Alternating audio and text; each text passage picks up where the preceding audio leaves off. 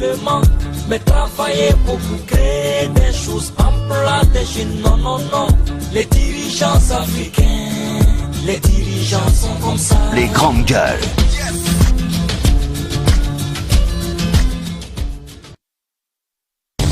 Bonjour à tous, bonjour à toutes, c'est la dernière de la semaine. Nous sommes vendredi 4 mars 2022. Nous sommes heureux de vous retrouver, nombreux et nombreuses, pour le compte des grandes gueules de ce vendredi. Et vous pouvez y réagir comme toujours au plus 224 657 39 13 13. Le numéro finira par s'afficher au bas de votre petit écran. Vous le connaissez.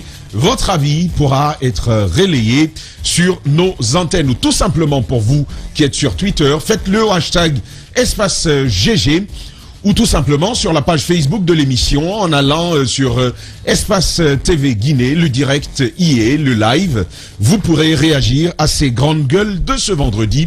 Votre avis sera relayé et c'est pour le compte de ce dernier numéro de la semaine que nous avons concocté pour vous une série de sujets. Nous allons ouvrir le bal avec la question des passeports. La question des passeports, le gouvernement guinéen a décidé de trancher en faveur du maintien d'Iris. Comment vous y réagissez? Bien entendu, nos auditeurs, nos chroniqueurs donneront leur avis et puis vous, de votre côté, vous pourrez y réagir. Et puis, qu'est-ce qu'on retient finalement de 6 mois depuis que le CNRD est présent en République de Guinée?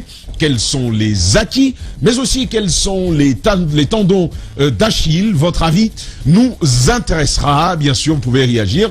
Nous aborderons le sujet et puis un conseiller prendra la parole. Jean-Paul Kotebedouno est à l'intérieur du pays à la faveur de cette tournée des conseillers nationaux, donc du CNT. Dans le cadre de la construction de la Constitution de la République de Guinée, il prendra la parole sur le parcours qui est déjà réalisé. Et puis à la fin, en studio, un Stick Crazy, il est notre invité, vous l'entendrez au bout de cette représentation. Et c'est avec les amis des matins, nous ouvrons avec Djiba, je sais pas comment on appelle ça, mais Djiba, bonjour. Bonjour Tamba, bonjour à tous. On appelle ça un sous Tanundi. Tanundi, ça veut dire un vieillard. Marc, tu peux m'aider? Un vieillard. Tanou est c'est un peu plus affectueux. Affectueux, voilà. C'est une appellation un peu affectueuse. Tanou, c'est vieux. Tanou, c'est le grand-père. Tanou, c'est le grand-père. Et c'est l'enfant du grand-père. Tanundi. Tanundi. Non. Ça, c'est en traduction directe. En fait, Tanou, c'est le grand-père en sous-sous. Voilà. Donc, souvent, quand tu vois en basse-côte les Soriba, les Mamadouba, qu'on appelle Morba, avec une déformation, donc c'est... Tu es allé loin, sinon tu pouvais te limiter à Amilcar Cabral. Oui, maintenant, après, ça a été en fait une capuche que beaucoup de révolutionnaires, de panafricains portaient. Oui. Maintenant, dans le monde arabe, là, c'est toutes les générations qui portent. Toutes les générations. Voilà, chez nous, c'est dédié à une catégorie, mais sauf qu'aujourd'hui, ça se démocratise, puisque ça... Ça se popularise. Popularise, oui. Parfait. Daouda, bonjour. Bonjour Tamba, bonjour. Qu'est-ce qui se passe? Non, c'est qu'il y a 2 aspects que je relève. Oui. Et Mafouria qui est incapable. Oui. Mafouria les Wonky Fong. Et l'autre pied à Bofa. Oui. Bokeh. Qui est incapable de nous dire Tanundi, ça veut dire quoi? On dit, non? Le deuxième aspect. D'accord. C'est que ce bonnet. Vous connaissez bien quand vous allez à Dubreka, à Koya, les vendeurs de terrain là. D'accord. Vendeur de terrain ce matin. Daouda, tu es méchant. Bon, Tanundi, ça veut dire quoi pour toi? Ça veut dire quoi, Tanundi? Bon, vas-y. Moi, je suis forestier. Bon, bon, d'accord. On va aller avec ça. Si on me demandait en Kissier, en Konya, j'aurais dit. Et puis c'est toi, tu ne peux même pas nous démentir et puis tu es là. Franchement, quoi. Là, faut cesser, hein. Vraiment. Salut, mon cher Caps, comment vas-tu? Bonjour Tamba, bonjour à tous. Très bien mis, très bien peigné. Merci. Tout est parfait, hein, le coach. Merci. Il faut pas oublier, aujourd'hui, c'est les 84 ans d'anniversaire du PRG. Et puis, j'avais chanté tout à l'heure de l'ancien joyeux anniversaire pour le président Alpha Condé. Et 4 mars 1938, c'est ça? Oui, effectivement, ça lui fait aujourd'hui 84 ans. Et donc, on ne peut que lui souhaiter meilleure santé et qu'il revienne dans les meilleurs délais. Parfait. Joyeux anniversaire, hein, le professeur. Oui. Joyeux anniversaire. Maf, comment ça va? Bien, Tamba. Ça va ce matin? Bien. D'accord. Et puis on termine avec vous, mon cher Yaya. Oui. Comment tu te sens ce matin? Oh oui, c'est très bien. D'accord. Oui, ça Bienvenue. Va. Merci. Et l'on ouvre cette émission avec vous, Djiba, le passeport. Finalement, la Guinée, le président de la République a tranché en faveur de Iris. Iris, la société qui a eu maille à partir avec le ministère de la Sécurité. Tout à fait. Finalement, cette sésame va être ce sésame va être disponibilisé.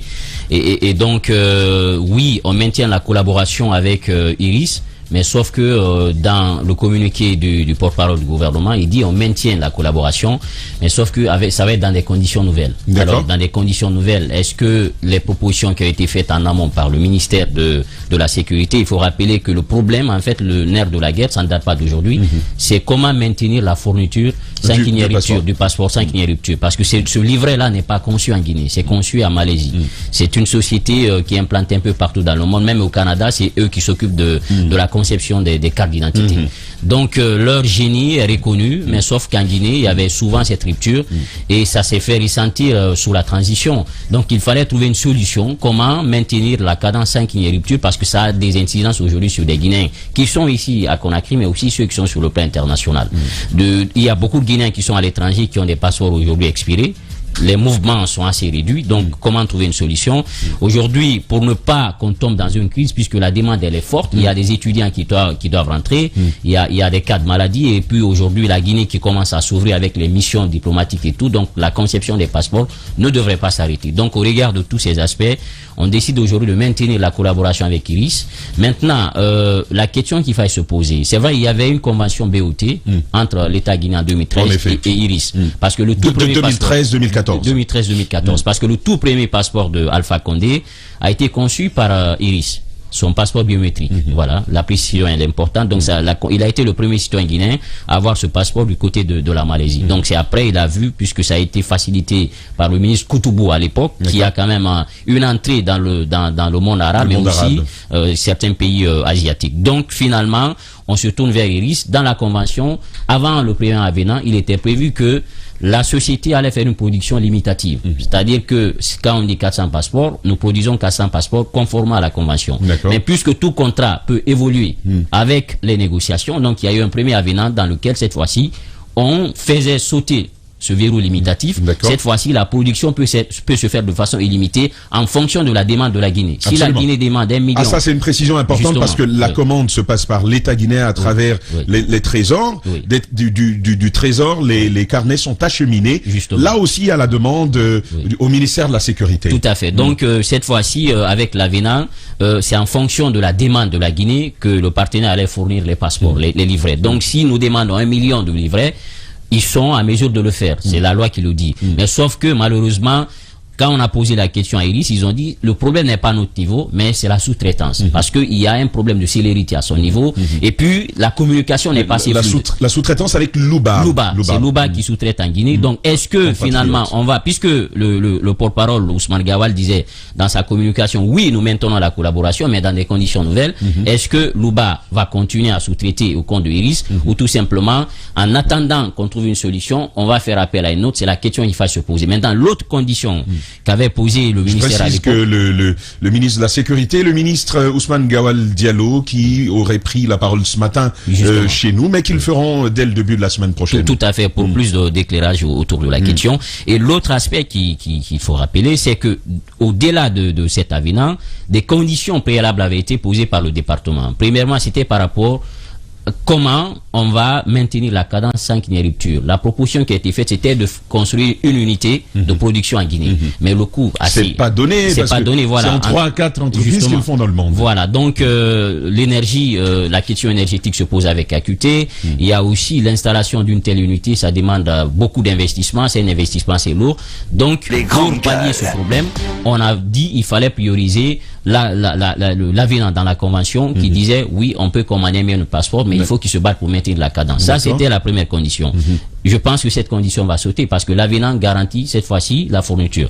Deuxième chose, c'était les sites de production. Puisqu'il y a une concentration. Ah oui, ça c'est une véritable préoccupation. Voilà, il y a une concentration à Conakry, puisqu'on dit souvent que la concentration tue l'administration. On est tous obligés d'aller au ministère de la Sécurité pour se faire enrôler. Donc après, on a décidé de délocaliser au niveau des commissariats centraux à Conakry. Alors qu'est-ce qu'il faut faire? Il faut sortir la production de ces commissariats parce que c'est pas leur travail.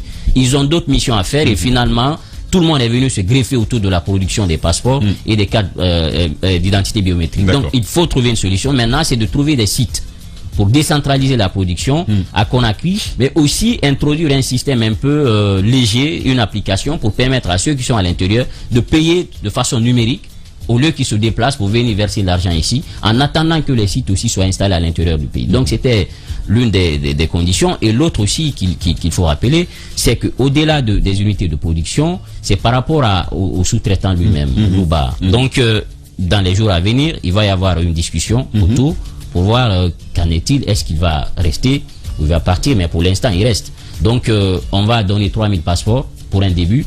La production globale c'est 40 000 passeports. Mais pour quand? Parce que finalement la question pour nos auditeurs c'est quand?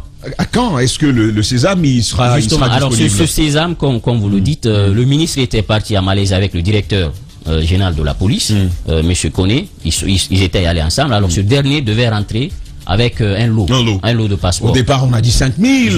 Donc, voilà, nous apprenons finalement c'est 3000, mais ça va être graduellement. Et donc, on parle de 40 000 en termes de production globale. Donc, on va échelonner la fourniture pour éviter, puisque déjà la demande elle est forte. Il y a beaucoup d'étudiants aujourd'hui qui continuent à partir du côté du ministère de la Sécurité, puisque aujourd'hui chacun se pose la question. C'est devenu une question nationale, une question d'identité. Et si on ne trouvait pas une solution, je pense que ça a été une très belle approche de la part du gouvernement. En attendant qu'on ait une solution assez structurelle, il fallait maintenir la fourniture pour éviter quand même qu'il y ait des crises dans le pays. Et mon cher Yaya, vous avez également suivi cette actualité.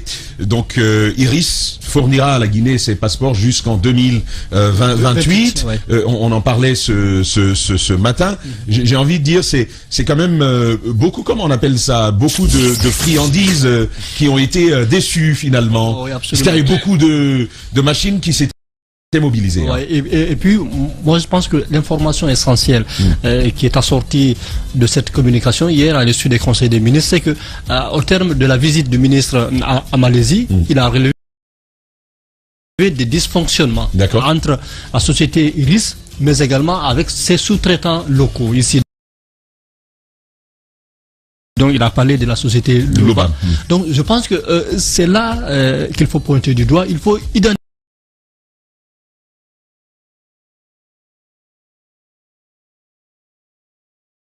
Puis ensuite, je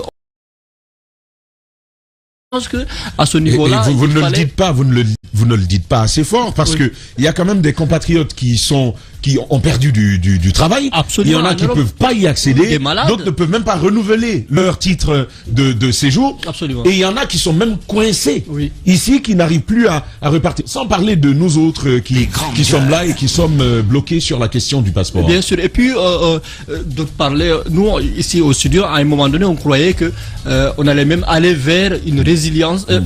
Une résiliation de ce contrat avec Iris. De ce contrat. Mais finalement, on a vu que oui, ça va continuer, mais sur de nouvelles bases. Quelles bases? Clairement, nous attendons à ce que le ministre nous explique davantage.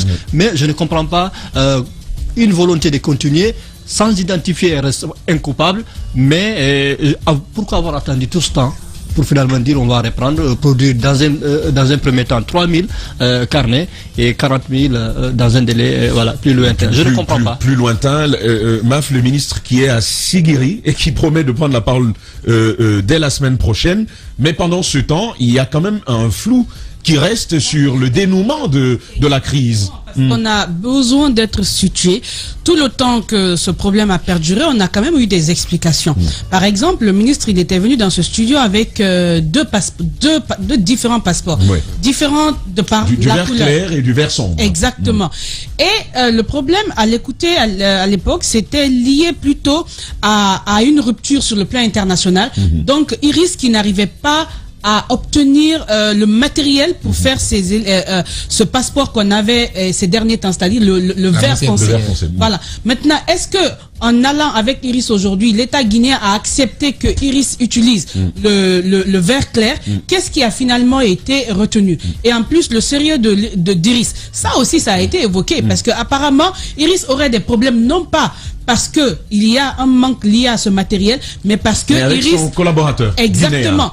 Est-ce que on a fouillé de ce côté pour savoir que Iris est vraiment un partenaire fiable? Il y a aussi le cas de Louba en Guinée. Est-ce qu'il est avéré que Louba a effectivement joué un mauvais rôle? Parce que déjà, c'est nous qui parlons de sous-traitance, mais je me rappelle, Louba brandit le terme partenaire, pas de sous-traitance. Il y a tous ces éléments, donc on a besoin de savoir. Bon, sous-traitance, ça reste un partenaire, on peut appeler ça comme on veut. Il voulait pas appeler sous-traitance, il tenait à cette expression. Va savoir pourquoi. C'est bien beau. Moi, je peux comprendre l'inquiétude du colonel Doumbouya, parce qu'effectivement, tu énumérais tout à l'heure quelques difficultés au niveau des Guinéens. Il y en a qui ont perdu énormément à cause de cette rupture de livraison de passeports. Il y en a qui ont été bloqués ici, qui ont perdu leur boulot parce qu'ils ne sont pas arrivés à temps en Europe pour répondre présent et reprendre leur boulot. Mais c'est des coups sur la vie de ces Guinéens. Ceux qui ont perdu leur business parce qu'ils ne pouvaient pas quitter la Guinée et aller ailleurs. L'impact est énorme. Donc moi, je comprends l'urgence d'aller avec Iris. Encore qu'on peut se le permettre, mais ce serait encore plus important, plus intéressant de corriger les problèmes pour ne pas revivre la même chose. Parce que ce qu'on demande, Djiba est revenu sur toutes les réformes qui sont annoncées pour pouvoir faciliter l'obtention du passeport. Mais pour que tout cela se passe très bien, il faut déjà et des partenaires et une équipe du côté du ministère de la Sécurité, une équipe assez sérieuse. Parce qu'à un moment donné, même dans les échanges, on était revenu à comprendre même les tenants et aboutissants de ce contrat qui lie la Guinée à Iris. C'est pour vous dire qu'il faut du sérieux de bout en bout. Absolument. Donc si on veut repartir, ce serait très bien de corriger les erreurs, de voir qu'est-ce qu'il faut éviter pour pouvoir permettre à la Guinée de ne pas être en rupture de tels documents, parce que ça a des coûts inestimables. C'est bien beau de s'asseoir ce matin, de dire aujourd'hui, il y a peut-être quelqu'un quelque part qui a perdu son boulot, mais on ne peut même pas estimer. C'est assez grave. Les gens dépendent de cela. Et puis, il y a, par rapport à la couleur, quand vous sortez, vous remarquez quelque chose au niveau de l'aéroport, c'est-à-dire vous regardez quelqu'un, vous regardez dans ses mains le type de passeport il a, vous savez de quel pays il vient. Absolument. Donc si la Guinée se retrouve avec un passeport à 2 couleurs, va savoir le manque de sérieux qui peut encore exister. Donc il va falloir faire ce travail très bien pour qu'on ait une équipe sérieuse et qui perdure. Et effectivement, il faut faire ce travail, mais mon cher Cap, je me pose quand même une question. Est-ce que finalement on n'a pas perdu trop de temps à débattre, à discuter pour rien, si finalement c'était pour arriver à la conclusion que Iris reste le pourvoyeur de la Guinée en carnet? Très bonne question, Tamba. Et ce qu'il faut retenir, c'est qu'il a fallu 51 jours, je dis bien 51 jours, au ministre de la Sécurité pour réaliser quelque chose par quoi il devait commencer. Il lui a fallu donc 51 jours au ministre pour réaliser qu'il a terminé par ce par quoi il devait commencer. On a tous dit ici, c'est un rétro-pédalage, carrément.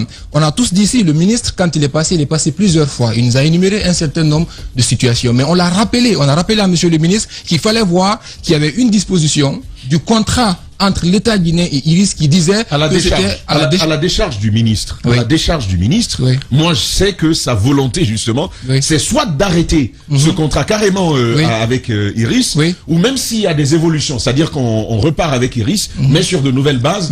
Je pense que c'est encore le travail du ministre qui l'aura permis. Il était plutôt dans une logique de perfectionnement. Exactement. Non, mais ça a pris du temps. C'était clair. Déjà dans la disposition, il était dit, on a un contrat avec Iris pour 2000 jusqu'en 2028. On a déjà fait avec eux pratiquement 8 ans. Il reste 7 ans. On sait que si on va dans une rupture de contrat avec Iris, c'est que ça va coûter à l'État. D'autant plus que tout ce que Tamba, vous-même vous étiez en train de rappeler par rapport à la situation que nos compatriotes sont en train de vivre aujourd'hui. Maintenant, à dire, quand le ministre devait tout simplement se dire, au lieu D'accord.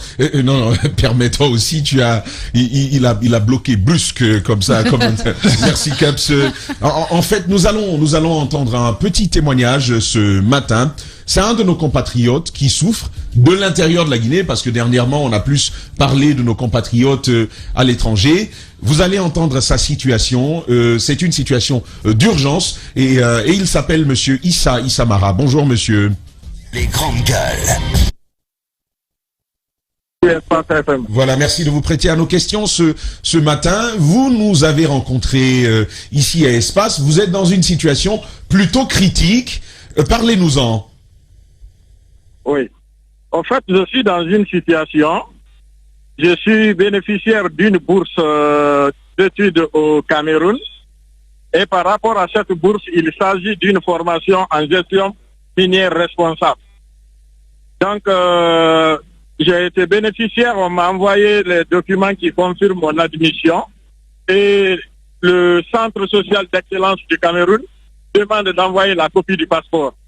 Il se trouve que je suis dans une situation où je n'ai pas de passeport et à de cela 3 semaines, je suis en train de démarcher pour le passeport. À chaque fois que je vais au ministère, on me dit c'est le ministre seulement qui donne. Que le stock qui est là, c'est le stock d'urgence. Comme réponse, moi j'ai toujours dit que ma situation même est une urgence absolue. Et moi-même, je me demande qu'est-ce qu'ils appellent urgence. Alors, justement, parlant de cela, le cas des étudiants figure dans exactement, est prévu par ce lot d'urgence. Il y a les malades, il y a les boursiers. Comment comprendre, et les missionnaires, comment comprendre que vous y alliez avec les documents attestant que vous avez eu une bourse et que vous devez partir, qu'on ne vous ait pas permis d'avoir le passeport? Ah bon? La seule chose que j'ai eu comme réponse, on me dit c'est le ministre seulement qui est habilité à donner, à créer maintenant le passeport. Donc par rapport à ça, déjà, chaque fois que je viens, le ministre est en déplacement. On me dit il est en déplacement, il est en déplacement. Donc le dossier quand même est toujours dans le circuit. Et tout ce que je demande, que je sois rétabli dans ce droit-là pour que je puisse bénéficier de cette formation. Absolument. Qui s'inscrit réellement pour mon propre intérêt, mais aussi pour l'intérêt de la nation. D'accord. Parce qu'aujourd'hui, lorsqu'on parle de la gestion minière responsable, ça ne concerne pas une seule personne, c'est presque toutes les communautés guinéennes qui sont impliquées. D'accord. Issa Amara, enseignant, chercheur à l'université de Sonfolia. Moi, je rappelle que c'est un de mes profs, hein. En développement communautaire, je crois. On continue avec vous, mon cher Caps. Voilà, Monsieur Mara, moi, ce que j'aimerais soulever, est-ce qu'au ministère, les personnes que vous avez rencontrées là, de ce côté-là, est-ce que vous leur avez présenté des preuves qui pourraient justifier véritablement que vous aviez cette admission? Et quelle est également la durée, le délai qu'on vous donne pendant lequel vous devriez, si vous ne déposez pas le passeport, vous allez perdre. Justement, sur la deuxième question, que risquez-vous si vous n'avez pas le passeport, Monsieur Issa? Bon, concrètement, les cours démarrent là-bas le 15 mars. Depuis le 22 déjà, j'ai reçu le dernier message du centre qui doit me recevoir et j'ai déclenché la démarche. Et quand je suis parti chez le directeur central de la police de l'air et frontières, on m'a dit que les cas comme ça ne seront pas reçus, sinon que chez le ministre. Donc je suis monté de gauche à droite, partout où tu vas, on te renvoie au ministre. Et le ministre aussi est inaccessible. Donc le dossier est jusqu'à présent dans le circuit. D'accord. Le délai d'admissibilité que évoque mon cher Caps, c'est quoi? C'est-à-dire que après quelle date vous n'aurez plus accès à la bourse et à la formation? Bon, pratiquement, ils avaient insisté, j'avais dit au centre social d'excellence que j'allais leur répondre dans 72 heures. Mais les 72 heures sont épuisées. Comme je n'ai pas eu de suite d'abord par rapport à mon dossier, c'est pourquoi je n'ai pas fait le retour d'abord au centre. D'accord. Sinon, concrètement, les cours démarrent le 15 mars. Les cours qui démarrent le 15 mars pour un boursier guinéen en souffrance pour fait de défaut de passeport, mon cher Guiba. Oui, et surtout dans des situations exceptionnelles, il faut des mesures exceptionnelles. L'on se souvient, en lieu et place de la fourniture de ces passeports, le ministre avait commencé à aller vers une prorogation exceptionnelle. Est-ce que on vous a proposé cette fois-ci de proroger votre passeport pour éviter que vous ratiez ce rendez-vous important? Bon, j'ai eu cette information-là, mais il se trouve que moi, je ne suis pas dans ce cadre-là. Dans la mesure où je n'ai pas de passeport biométrique, le passeport que j'ai déjà, c'est le plus ancien passeport. C'est un passeport de service dont la possibilité n'est pas là en termes de prolongement. D'accord. On termine avec vous, Caps, la dernière question. Allez-y. Pardon. Pardon, oui, c'est bon. Au rythme où vont les choses, alors les chances pour vous d'obtenir le passeport restent assez minimes. Alors, est-ce que vous avez pensé à un plan B pour pouvoir véritablement vous rendre au Cameroun pour suivre cette formation? Est-ce que, par exemple, vous avez contacté les autorités universitaires pour leur expliquer la situation dans laquelle vous êtes afin qu'ils puissent voir ce qu'ils peuvent faire pour vous? Bon, au fait, la bourse ne s'inscrit pas dans le cadre de l'université. C'est purement dans le cadre du développement local. Et vous savez même déjà que j'ai même reçu une recommandation du maire de la commune rurale de Malanta. Parce que dans le processus de conquête de la bourse, déjà, j'ai été recommandé par le maire de la commune rurale de Malanta, où même l'espace avait fait déjà des émissions sur la commune là. Et moi, je travaille au niveau de cette commune. Le maire a fait même une recommandation. Donc, s'il y a lieu de recommander déjà, c'est l'autorité compétente, peut-être que l'ANAFIC. Mais le maire, quand même, a fait ce qu'il devrait faire. Tout est dans le document. C'est un lot de documents que j'ai logé. D'accord. Toi, Issa Mara, nous vous souhaitons de pouvoir accéder à ce document. On espère que le ministre nous entend et que, pourquoi pas, il facilitera cette démarche pour vous.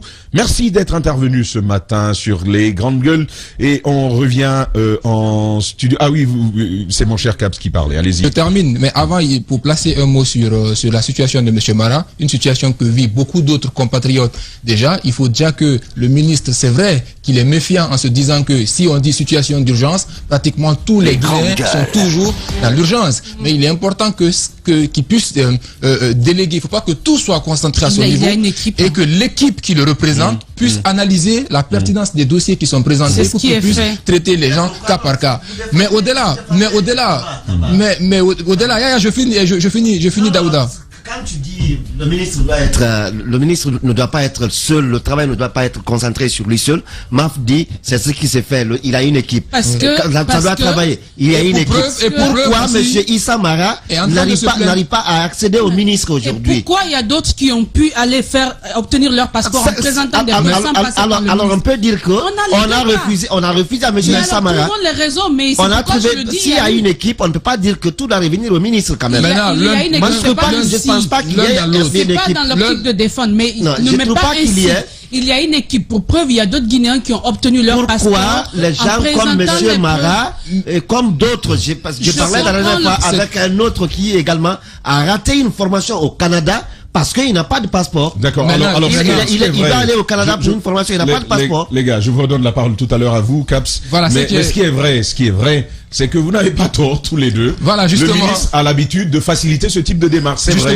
Et ce sont ses prérogatives quand même de délivrer cela. Allez-y, Caps. Bien entendu, il a été entendu dans le Conseil des ministres que cette situation d'urgence des 3 millions d'immédiats qui sont demandés, il a été demandé au ministre de tout faire pour que la reprise de la délivrance des passeports puisse se faire au courant du mois de mars. Donc, estimons que vu que le monsieur Mara parle du 15 mars, le début des cours, s'il écrit à cette institution, que l'institution pourra lui permettre d'ici le 15 et qu'il puisse rentrer en possession de son passeport ainsi que tout le monde. Mais j'aimerais quand même terminer par le fait de dire aujourd'hui le ministre de la sécurité justement, il ne faut pas qu'on perde de vue que c'est quelque chose qu'il savait auparavant, qu'il devait commencer par faire depuis le début.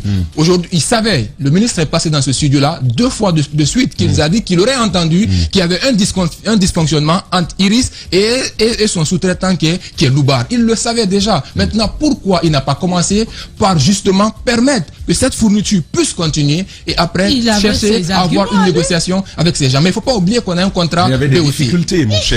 Justement, le ministre a évoqué tout ça ici quand même. Oui, mais il ne faut pas oublier qu'il y avait une partie. Mais il faut quand même rappeler ça, mon cher Caps. Oui, il y avait une partie des difficultés que le ministère aussi n'arrivait pas à respecter tout ce qu'on lui avait demandé, comme sa clause dans le contrat. Par exemple, la mise à disposition des locaux, l'électricité, etc. Un certain nombre de choses qu'il devait mettre à disposition. Non, Caps, il faut dire la vérité. Le ministère a toujours fourni le local. D'accord. D'accord. Mais ça, c'est vrai. D'accord, mais qu'est-ce qui expliquait le fait qu'il y avait cette concentration du côté du ministère? Ce n'est que récemment que les gens sont venus. Mais les gens viennent, il n'y a pas d'électricité. Tamba, ne vous érigez pas ce matin en défenseur du ministre de la Sécurité. De la vérité. Et on est en train de dire qu'on est en train de dénoncer les faits de la vérité. Non, attendez. Ce que je demande, c'est de défendre la vérité. C'est tout. Est-ce que, je te pose la question, est-ce que oui ou non, le département a fourni les locaux demandés à Iris? Par Iris. Ce n'est que récent et c'est progressif. Non, mais non. C'est progressif.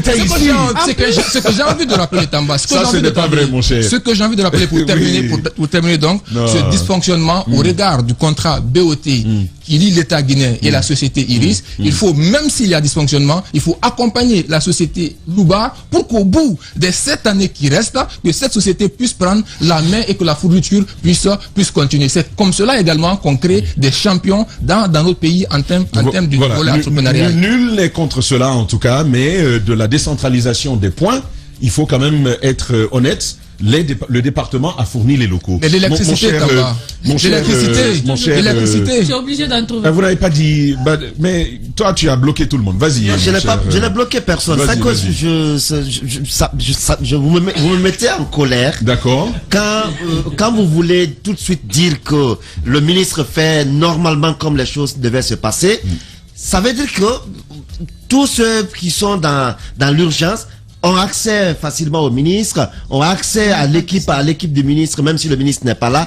Il y a aujourd'hui des centaines de Guinéens qui, M. Mara a eu le privilège de s'exprimer sur les grandes gueules, pour dire son problème aujourd'hui. Mais il y a des anonymes qui sont là, qui n'ont pas accès aux grandes gueules, par exemple, qui n'ont pas accès à d'autres instances plus écoutées pour être entendus. C'est parce qu'ils sont privilégiés par moment. Non, c'est pas parce que vous avez eu des privilèges, c'est pas parce que vous avez eu des privilèges que vous allez penser que c'est que le ministre est en train de faire, il est en train de faire normalement. Il y a des privilégiés qui ont accès, à ces documents. Il y a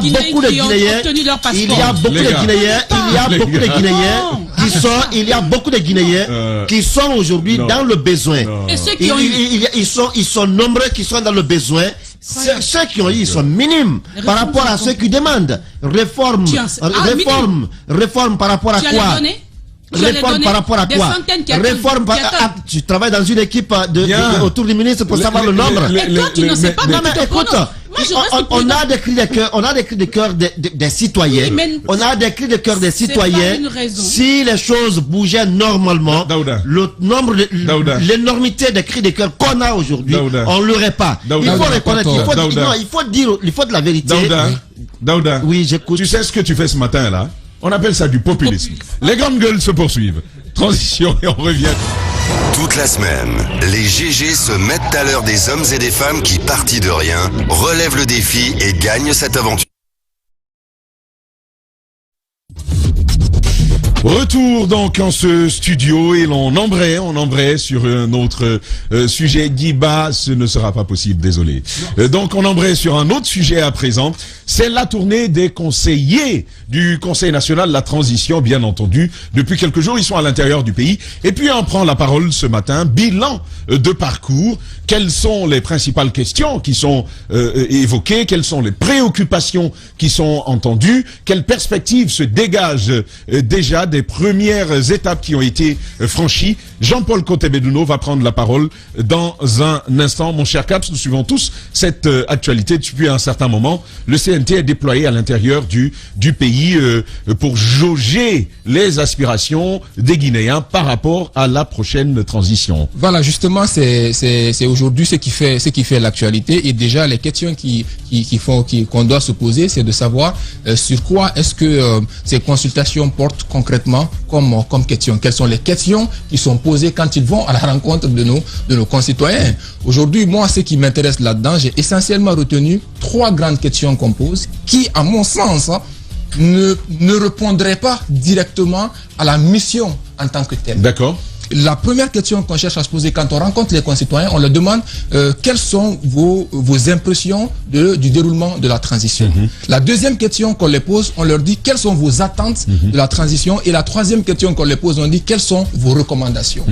Mais moi, je me dis que ce sont des questions générales. Ce sont des questions de façon générale. Mais il y a quand même des questions subsidiaires, parce que moi, j'étais présent dans un endroit de Conakry où ça coïncidait avec la venue des conseillers du CNT et qui posaient la question à leurs interlocuteurs, à leurs répondants, quel type de régime politique vous voulez en Guinée. Il y avait par exemple ce type de questions. D'accord. Donc des questions également. Donc il y a beaucoup de questions subsidiaires. Donc, des questions également allant un petit peu dans le sens de la durée de la transition. Ce sont les questions-là qu'on a envie de quand même pouvoir recueillir dans de telles enquêtes. Maintenant, il est important pour nous de savoir véritablement quels sont les dessous. Voilà. Quelles questions sont posées à nos compatriotes? Quelles sont les principales grandes idées qui émergent des aspirations des Guinéens dans le cadre de cette consultation lancée par le CNT? Jean-Paul Kotebedouno, conseiller au Conseil national de la transition, prend la parole ce matin chez nous. Bonjour Jean-Paul. Les grandes gueules. Bonjour à tous vos auditeurs. Vous êtes où présentement? Ce matin, je suis à Koubia. Nous sommes à Koubia. Nous sommes rentrés hier de deux villages, l'un à 25 km, le second à 15 km, mais nous sommes à Koubia ce matin. D'accord. Mafoudia, on enchaîne avec vous. Alors, avant déjà d'aller avec ce qui se passe du côté de Koubia, où vous êtes précisément, globalement, dites-nous comment se déroulent ces échanges, parce qu'il y a effectivement des questions quant au déroulement. C'est vrai que Tamba revenait tout à l'heure sur ce qui pouvait se passer dans un endroit précis, mais dans d'autres endroits, on a l'impression qu'il n'y a pas une feuille de route à laquelle tous les conseillers doivent obéir. Ben sinon, qu'en est-il réellement? C'est quoi? Comment doit se dérouler ces échanges avec le peuple? Je pense qu'il y a une feuille de route générale, mais la directive avait été justement au nom de considérations démocratiques de trouver un subtil équilibre entre les directives générales et l'exigence de la libération de la parole, voyez-vous. Et nous avons estimé justement sur ce point, Madame Bangoura, qu'il était peut-être intéressant justement de trouver un subtil équilibre entre ces deux exigences. Donc il y a effectivement une feuille de route, il y a un questionnaire, mais qui n'est pas fermé en fait. Les questions ne sont pas fermées, elles sont ouvertes. Et vous verrez peut-être à l'occasion des questions que vous poserez, en fait, que finalement, moi qui étais un peu méfiant également sur l'opportunité de ce voyage, et je crois que j'ai aujourd'hui plus de raisons justement de trouver que c'était très pertinent. Et peut-être que si vous le souhaitez, je vous dirai pourquoi j'étais méfiant et pourquoi j'ai reconsidéré moi-même ma position. On allait vous poser... des raisons qui ont déterminé le renforcement justement de ma nouvelle position. Voilà, on allait vous poser la question justement, mon cher Jean-Paul. Dites-nous donc, tous vous qui étiez méfiants, avez fini justement par adhérer à l'idée de ces consultations. Que s'est-il passé? Qu'avez-vous découvert? La vérité, au nom des exigences de transparence, parce que souvent... moi, à l'Assemblée nationale, au tout départ, j'avais émis l'idée suivante qui consistait à considérer que le voyage à la base me semblait inopportun, probablement parce que je pensais que je tenais compte du fait que nous n'avons pas encore beaucoup avancé, à la manière de l'opinion générale qui pense qu'il y a des urgences. Et donc, on avait une conception un peu minimaliste de l'intérêt de la consultation démocratique. Mais je partais du principe qu'en vérité, l'inopportunité justement de ce voyage considéré dans l'ensemble de considérations. D'abord parce qu'en fait, si c'est en raison du pouvoir législatif du CNT que les membres de celui-ci devraient aller à l'intérieur, j'avais estimé à l'Assemblée nationale qu'en vérité, c'est peut-être le CNRD et le gouvernement qui devraient y aller à l'intérieur pour des raisons simples. La première, c'est que la charte ne répartit pas les compétences et entre le CNT et le CNRD et le gouvernement d'autre part. Et la deuxième raison, c'est qu'en vérité, la charte qui ne répartit pas les compétences confère au président du CNRD un pouvoir normatif très étendu, y compris, vous le savez, le pouvoir normatif par voie d'ordonnance, au-delà de la voie décrétale, n'est-ce pas? Et qu'à ce titre, j'ai estimé que peut-être que c'est le gouvernement dont les ministres ont investi de facto d'une forme de pouvoir réglementaire résiduel qui devait aussi aller à l'intérieur. Voyez-vous, sur ce point, j'ai estimé effectivement que j'étais un peu méfiant. Mais après, je me suis dit peut-être que finalement, n'étant plus un analyste qui s'est cantonne strictement sur des regards a prioristiques, j'ai estimé qu'il était peut-être intéressant de reconsidérer ma position. Mais qu'est-ce qui m'a permis justement de reconsidérer ma position? En fait, j'ai défini d'autres grilles de lecture. La première grille de lecture était finalement une lecture démocratique. J'ai estimé qu'il était peut-être intéressant qu'au-delà, bien sûr, de la nature décentralisée et déconcentrée de notre État, tous les Guinéens qui s'intéressent à ces questions institutionnelles savent qu'il y a une effective crise de la décentralisation et de la déconcentration et que malgré ces structurations étatiques, le procès à l'exclusion des populations de l'intérieur a toujours demeuré, du point de vue notamment du processus constituant. On a souvent estimé que les populations de l'intérieur ne sont pas associées, comme si Conakry était limité, la Guinée était limitée à Conakry. Du point de vue du processus décisionnel, très généralement, on dit que les populations de l'intérieur sont exclues. J'ai donc estimé que peut-être faut-il aller voir ce qui va se passer et créer ces précédents de la consultation. Et pour vous dire que ça, ce n'était qu'une réconsidération a prioristique avant même que je revienne à l'intérieur. Mais aujourd'hui, j'ai des raisons de penser, et je pense que les rapports vous les direz, qu'en réalité, n'est pas venir ici aurait été absolument attentatoire à l'effectivité de ce processus démocratique dans ce contexte de transition. Jean-Paul Kotebedouno, conseiller au CNT. Guiba, on poursuit cette interview avec vous. Alors, monsieur Jean-Paul, deux questions. La première, au-delà des généralités, beaucoup se posent la question de savoir aujourd'hui quelles sont les questions spécifiques qui sont posées aux citoyens. Est-ce qu'on peut avoir une idée de ces questions? Et l'autre question, c'est par rapport un peu à ce qui se dit aujourd'hui par beaucoup d'observateurs. Ils estiment que ces consultations, il y a une idée derrière. L'objectif, c'est juste pour légitimer la durée qui sera posée, peut-être 4 ans ou 5 ans. C'est de dire, oui, on avait consulté tous les Guinéens et ils se sont accordés sur cette durée-là. Et que répondez-vous à ceux qui pensent que on cherche tout simplement à légitimer une décision qui tombera après sur la durée? D'abord, pour répondre à ce dernier aspect qui me semble très pertinent, il me semble que les questions qui ont été posées ne comportent pas la mention sur la durée de la transition. En ce sens, on peut raisonnablement considérer déjà que ce n'est qu'un a priori ou que ce n'est qu'un préjugé. Parce que si, en tout cas dans ma tête, puisque vous savez, je ne suis pas le CNRD, je ne suis pas membre du CNRD, je ne suis pas le CNT. Et qu'à ce titre, là précisément, j'ai précisé lorsque j'ai été appelé, je réponds à mon nom, et parce que je considère qu'au nom de la démocratie, il est bien d'être transparent, il n'y a pas d'opacité, c'est pour ça que moi je réponds. Il n'y a aucune prescription de la charte qui m'interdit de réagir, voilà pourquoi je réagis. Sinon voilà, vous constatez effectivement que pour l'instant personne n'est sur les médias pour en parler, mais il n'y a pas de confidentialité, il n'y a pas d'opacité. Donc première question, monsieur Milimono Guiba, en vérité, en suivant la structure de votre question, qui évidemment retrace celle de l'opinion, on aurait pu raisonnablement considérer que si l'a priori de légitimation de la durée de la transition, peut-être une durée déraisonnable si on suit la structure de votre question, de légitimation de la durée déraisonnable de la transition était le facteur générateur de cette mission, il me semble que l'une des questions essentielles aurait été quelle durée de transition souhaitez-vous? Voyez-vous, comme ça, formellement, on accréditerait évidemment, justement, l'hypothèse de la légitimation. Sauf qu'il n'y a pas une question que je lis ici, qui est en rapport justement avec la durée de la transition, sauf si je me trompe, mais je vous lirai, comme ça on va voir ensemble. La première question qui est posée est celle globale de savoir quelle est l'opinion justement des populations sur la conduite de la transition. Donc c'est une question qui peut être fermée ou ouverte, souvent les personnes qui répondent. D'abord sur ce point, je voudrais précisément vous dire, parce que je sais que c'est très intéressant, que à l'AB, Tougué et Koubia précisément que nous n'avons pas fait pour l'instant, les communications sont quasiment à 98% en poulard. Si les gens aient étudié ou pas. D'ailleurs, en général, c'est eux-mêmes qui les choisissent.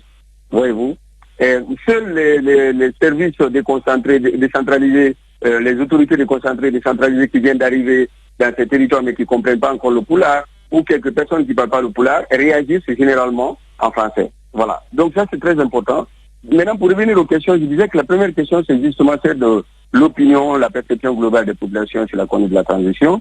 Deuxième question, ce sont quelles sont vos principales attentes pour une transition réussie en République de Guinée?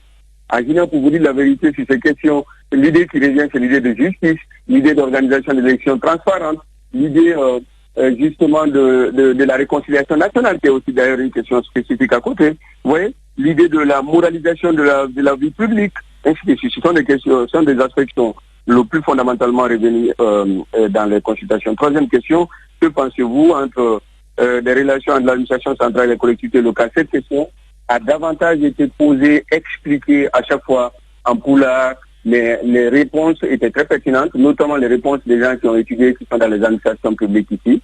Parce que je voudrais aussi préciser que les sous-préfectures sont représentées, les organisations de la société civile le sont, et donc il y a un ensemble, justement, les maires sont représentés ici, eux-mêmes sont là, précisément. dans les sous-préfectures, quittent les sous-préfectures pour venir, les organisations de la société civile. Donc, sur cette question, la tendance est de dire en fait que c'est la crise de la décentralisation et de la déconcentration. Parfait. Donc la réponse est que les rapports sont totalement pas efficaces. Vous voyez, quatrième question, est-ce que les gens souhaitent une plus grande autonomie pour leurs communes? En général, les maires ont répondu par l'affirmative, mais ils ont simplement estimé qu'en réalité, l'autonomie est déjà consacrée de durée et qu'il fallait peut-être trouver davantage de moyens de facto. D'accord. Jean-Paul, si vous permettez, on vous pose une toute dernière question. On pourrait revenir derrière, vous avoir à nouveau. Caps, vous pouvez la poser rapidement, votre question. Voilà, donc, monsieur...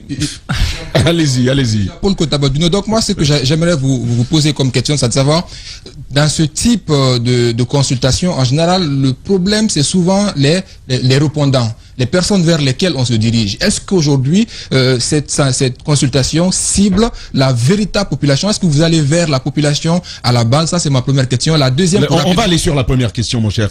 Allez-y, Jean-Paul. Oui, mais la question de savoir est-ce qu'on répond, est-ce qu'on va vers la population à la base me semble être répondu.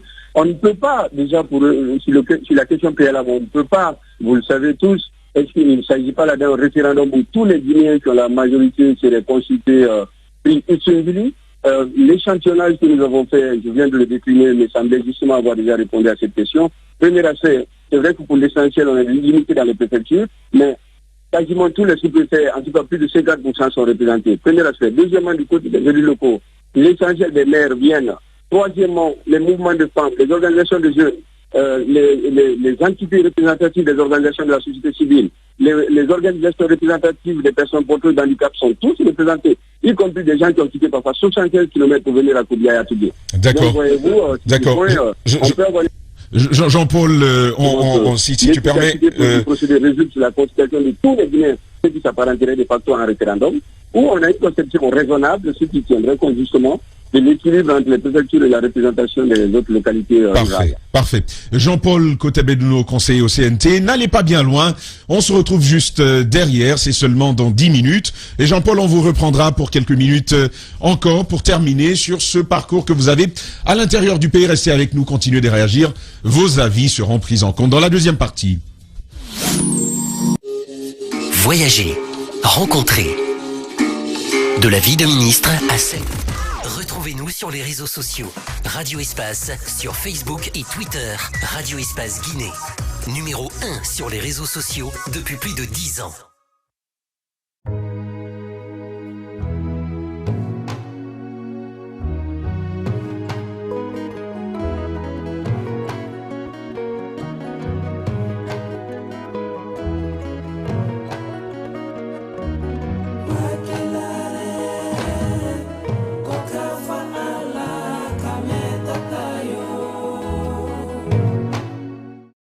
Radio Espace Guinée.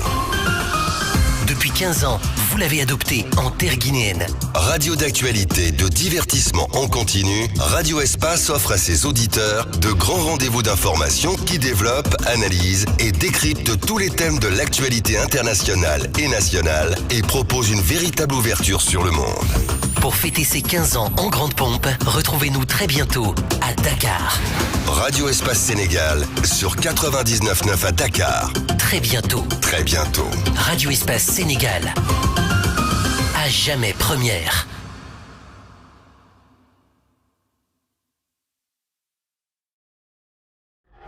Dans tout le Nabaya. Dans tout le Nabaya. Baté, Mandiana, Sigiri. C'est Radio Espace sur 99. Radio Espace Cancan, la plus cancanaise des radios. Radio Espace Guinée est sur TikTok. Radio Espace Guinée, numéro 1 sur les réseaux sociaux.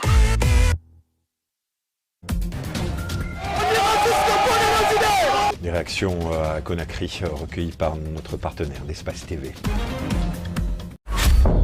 En route pour de nouveaux horizons. Aventure, évasion, rencontre, partage, dépaysement. Voir la Guinée autrement.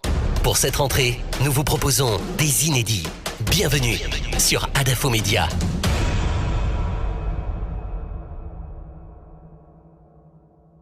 C'est qui le champion à Guinée? C'est qui le champion à Guinée?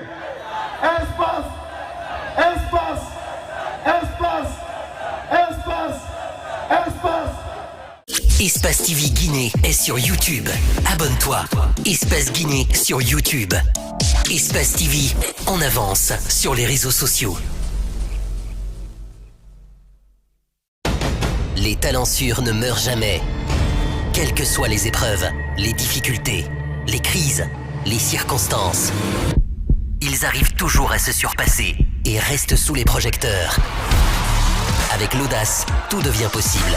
Les plus beaux palmarès de l'audiovisuel guinéen, c'est sur Adafo Média. Adafo Média, le futur, vivons-le ensemble. Radio Espace Guinée. Radio Espace Guinée. Amalapouya, Gorée, Koréra, Boubouya, Tabis, Pont de Fer, Solaya, Limania, Katako, Kolaboui, Filira, Amdalaï sur 99.7. Radio Espace Kakandé, la plus bagataille. La plus bagataille des radios. Retrouvez-nous sur les réseaux sociaux. Radio Espace sur Facebook et Twitter. Radio Espace Guinée. Numéro 1 sur les réseaux sociaux depuis plus de 10 ans. Espace TV Guinée est sur YouTube. Abonne-toi. Espace Guinée sur YouTube. Espace TV en avance sur les réseaux sociaux.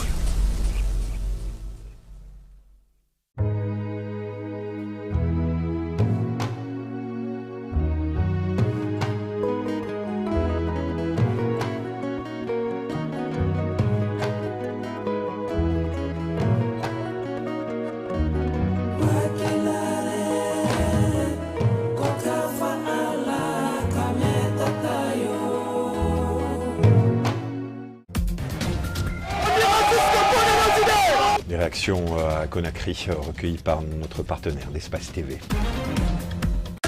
Radio Espace Guinée est sur TikTok. Radio Espace Guinée, numéro 1 sur les réseaux sociaux. En route pour de nouveaux horizons. Aventure, évasion, rencontre, partage, dépaysement. Voir la Guinée autrement. Pour cette rentrée, nous vous proposons des inédits. Bienvenue sur Adafo Média.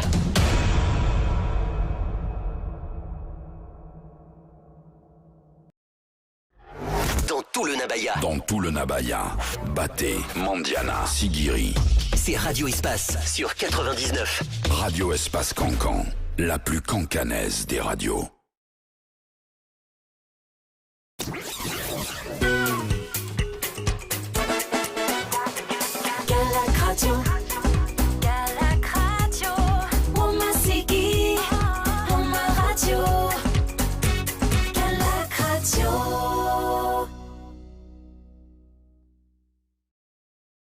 Vivez une fête sensationnelle, mortelle, exceptionnelle. Multidimensionnelle peut-être? Non, désolé. Ah, d'accord.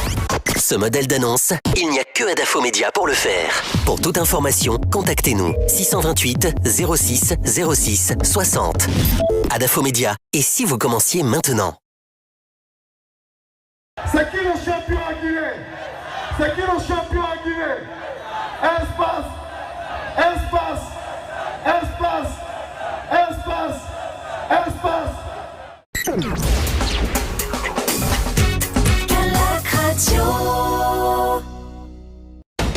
Les talents sûrs ne meurent jamais.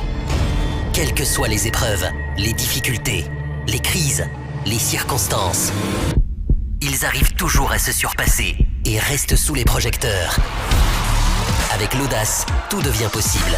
Les plus beaux palmarès de l'audiovisuel guinéen, c'est sur Adafo Média. Adafo Média, le futur, vivons-le ensemble. Radio Espace Guinée.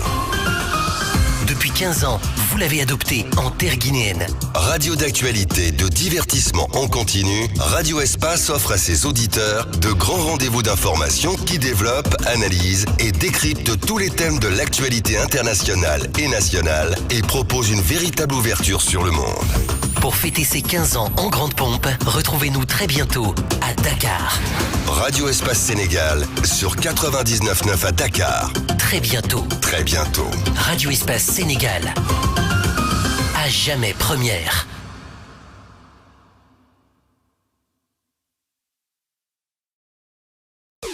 Radio Espace Guinée. Radio Espace Guinée. Amalapouya, Gorée, Koréra, Boubouya, Dabis, Pont-de-Fer, Solaya, Limania, Katako, Colabui, Filira, Amdalaï sur 99.7.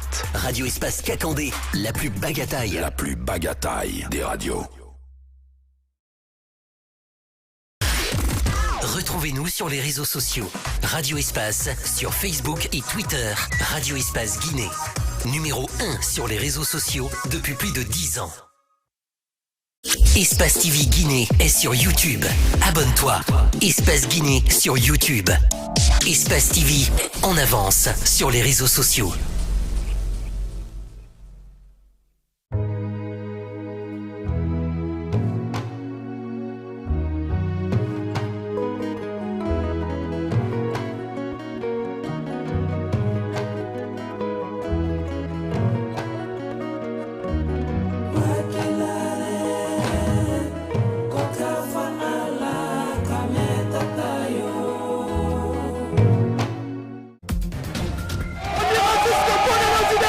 Réaction à Conakry recueillie par notre partenaire d'Espace TV. Radio Espace Guinée est sur TikTok. Radio Espace Guinée, numéro 1 sur les réseaux sociaux. En route pour de nouveaux horizons. Aventure, évasion, rencontre, partage, dépaysement. Voir la Guinée autrement. Pour cette rentrée, nous vous proposons des inédits. Bienvenue sur Adafo Média.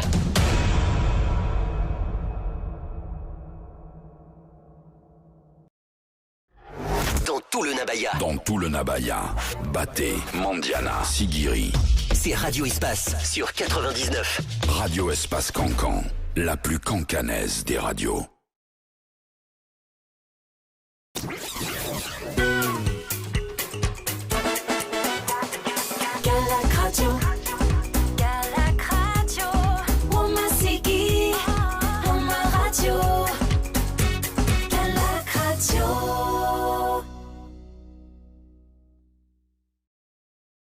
Vivez une fête sensationnelle, mortelle, exceptionnelle. Multidimensionnelle peut-être? Non, désolé. Ah d'accord. Ce modèle d'annonce, il n'y a que Adafo Média pour le faire. Pour toute information, contactez-nous 628 06 06 60. Adafo Média. Et si vous commenciez maintenant? C'est qui le champion à Guinée? C'est qui le champion à Guinée? Espace, espace, espace, espace, espace.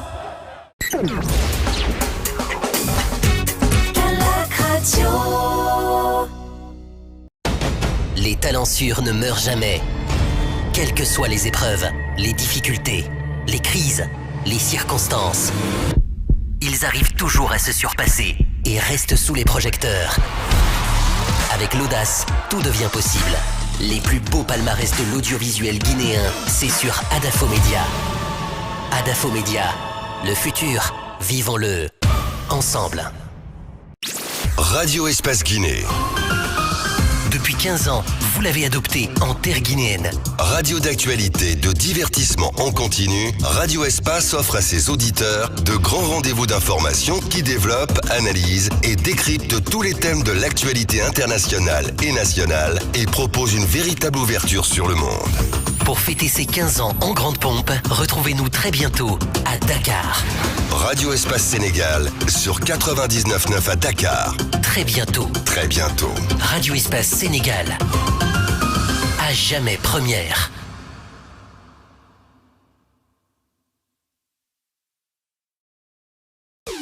Radio Espace Guinée. Radio Espace Guinée.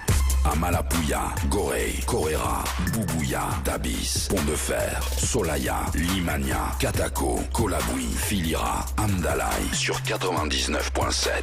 Radio Espace Kakandé, la plus bagataille. La plus bagataille des radios. Retrouvez-nous sur les réseaux sociaux. Radio Espace sur Facebook et Twitter. Radio Espace Guinée. Numéro 1 sur les réseaux sociaux depuis plus de 10 ans. Espace TV Guinée est sur YouTube. Abonne-toi. Espace Guinée sur YouTube. Espace TV, en avance sur les réseaux sociaux.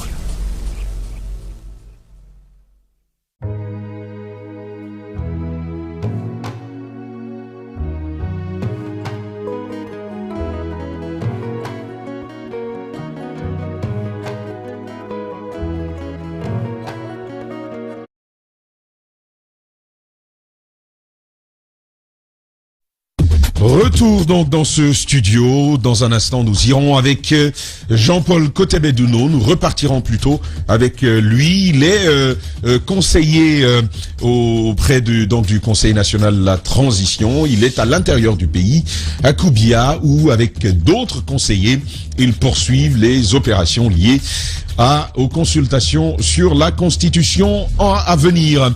Et puis, juste derrière lui, Ansti Crazy est déjà dans nos locaux. Il viendra, il sort son deuxième album, Surnaturel, qui va donc paraître ce 5 mars au stade de Nongo. Il nous en dira un peu plus. Et pourquoi pas, on l'entendra chanter cet Ansti Crazy que nous aimons bien. Mais d'ici là, nous allons faire lecture de quelques-unes de vos réactions. La régie, c'est quand vous voulez. Nous allons ensemble faire lecture de ces messages. Voilà. Souleymane Sintali est le premier à réagir à cette émission. Il dit bonjour Tamba et à toute l'équipe. Parlant des passeports, c'est vraiment pitoyable pour nous Guinéens. Cette rupture a coûté cher à beaucoup de Guinéens, que ce soit dans le domaine du travail ou aux études. Il faut qu'on accélère les choses car on est vraiment dans le besoin. Merci Sintali pour cette réaction. Maki Diallo nous écrit aussi « Bonjour à toute l'équipe des GG. C'est vrai que la non-délivrance des passeports fait beaucoup souffrir les Guinéens. Je demande à tout le monde d'être patient. Le CNRD fait tout pour pouvoir décentraliser l'enrôlement des citoyens, notamment à l'intérieur du pays. » Maki Diallo qui a donc réagi à cette émission. Noumou nous a écrit aussi, il dit « Bonjour Tamba. Bonjour à toute l'équipe, c'est une bonne nouvelle, cette reprise de la production des passeports. Il faut s'en féliciter que le gouvernement a finalement compris. Merci au colonel président, les citoyens ont trop galéré ici pour avoir ce document important. Merci Noumou. La délivrance n'a pas encore, la délivrance régulière n'a pas encore repris. C'est important de préciser cela. On continue. Excellence Timbo le Guinéen. Bonjour les GG, concernant l'arrêt de la confection des passeports par le ministère de la Sécurité. Depuis un bon moment, le chef de département doit faire tout possible afin que cette activité reprenne pour le bonheur du peuple de Guinée. Sinon, cela a beaucoup impacté, nous dit-il. Bonjour les GG, bonjour Zachary et à toute la team. Essayons pour une fois de reconnaître l'effort du ministre Bachir. C'est bien Matlabi Telezaz Met Diallo qui nous écrit donc l'effort du ministre Bachir concernant les passeports, car malheureusement le manque de fiabilité du passeport guinéen était à l'origine de l'échec que nous dit-il pour obtenir le visa pour la France et ailleurs. On poursuit. Lecture du message de Lambank Diallo qui nous a écrit aussi. Il dit « Bonjour, ce tâtonnement à la tête d'un ministère est un fléau. On apprend à être ministre avant de l'être. Derrière l'insécurité qui bat son plein se trouve ce problème de passeport qui est mal géré. Avoir un passeport est un long chemin accompagné de dépenses. » Lamabank qui nous a donc écrit. Un autre, voilà, c'est donc au bout de ces réactions. On a celui de Maki Premier Dar es Salaam, vice-coordinateur de SICORA UFDG.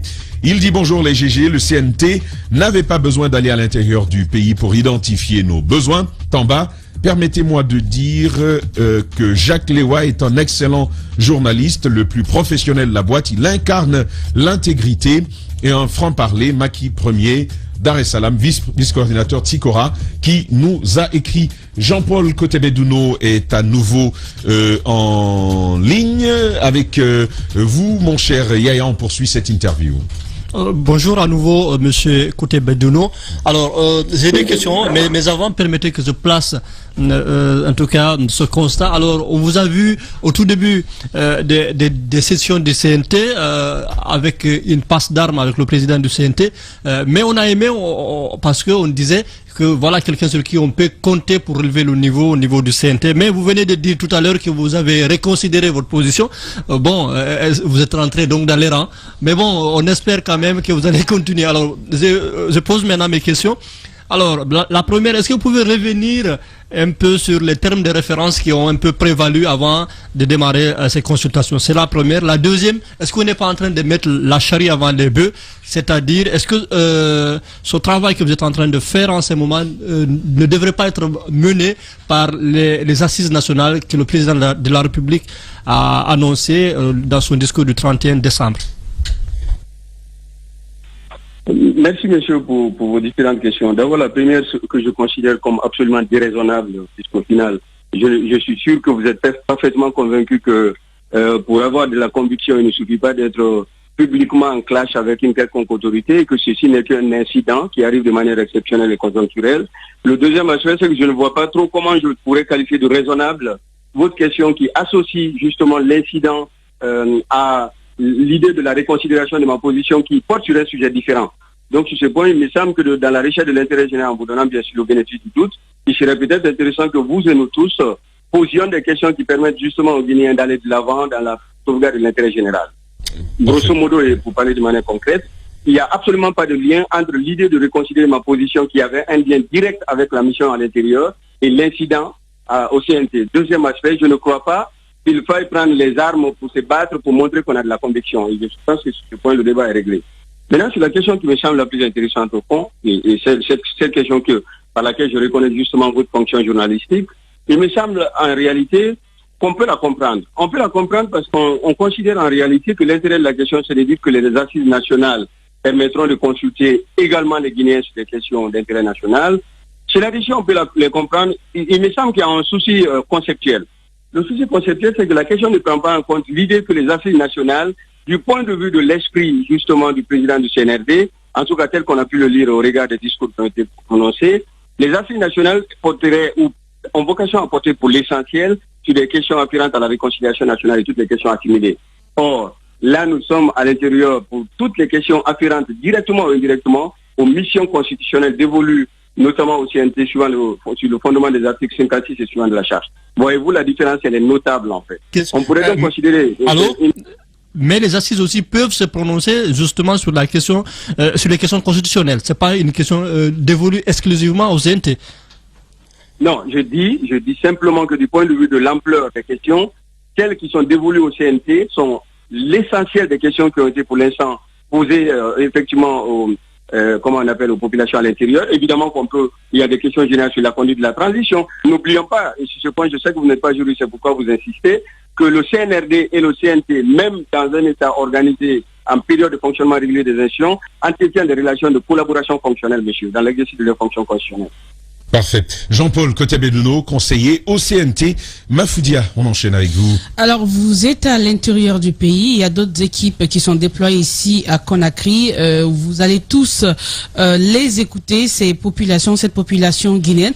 Mais dites-nous, allez à l'intérieur, est-ce que Finichon se retrouvera avec des spécificités? Parce que il y a par exemple le cas de Tougué, vous en parliez tout à l'heure. Au finish, ce sera quoi l'approche au niveau des conseillers, à part ces questions généralistes? Est-ce que vous allez tenir compte des spécificités et où est-ce que vous aurez vraiment à intégrer ces questions en fonction des régions ou des zones visitées? Madame Bagoura, ça c'est une question éminemment importante. La question est importante d'abord parce que nous avons une mission spécifique. La spécificité de la mission tient au fait qu'il s'agit effectivement de consultation sur un ensemble de questions générales mais qui n'ont pas été fermées.